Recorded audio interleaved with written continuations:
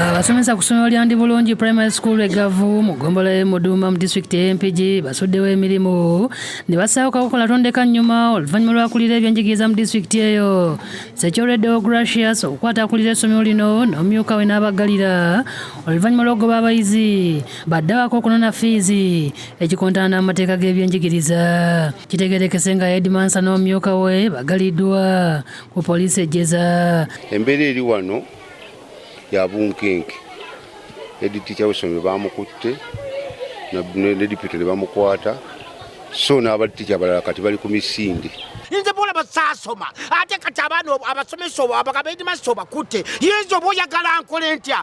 Bo abasomesa abalala ekibasuuzizzawo emirimu kwe kutya okukwatibwa era abayizi basigadde mu gwebusami neemagaza. Baticha bonna badduse mu ssomero kasaba ku Headmaster bonna badduse mu ssomero kkalu. Kyokka abazadde abaleeta abaana ku ssomero lino okusoma babuusa ensuwa mu ngeri ya kijja kirya nga kikoonagana era ye batya amangu ago nga balina olukiiko olufuzi batuzza olukiiko olw'amangu olumanyiddwa nga PTA.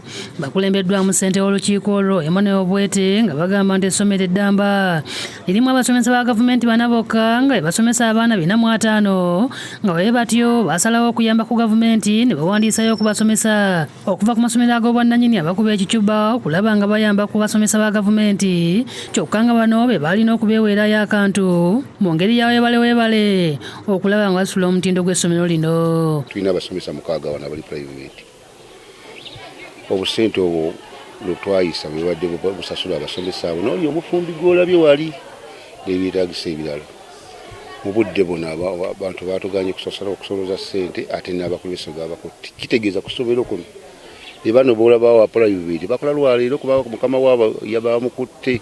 Kansala Francis Sendiowa avumiridde ekyakoleddwa n'asaba gavumenti okwongera essomero lino abasomesa okwewala embeera y'abazadde okusasulanga ensimbi. Tusaba gavumenti mu Mpigi eto saavisi z'amasomero zibulamu essomero lirina abaana 5 mu n'olwo baticha 4 osubira mukulu w'essomero agenda kukwata okusomesa abaana abo 5 ne baticha abaana b'omuwadde service abaana bazifune batya bakompetinga n'abeebuddo.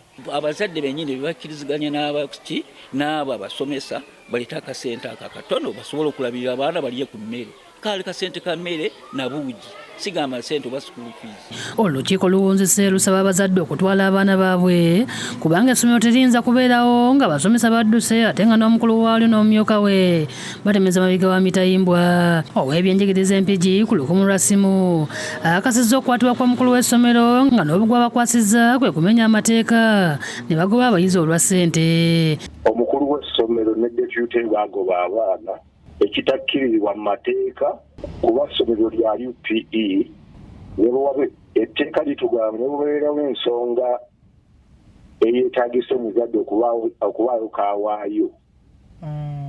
Omuzadde oluusi alemererwa ne bw'aba alemererwa omwana tasaana kubonerezebwa etteeka bwe ligamba. Abdu Muwonge yakusakidde eggulu eno ku Lwabukedde TV.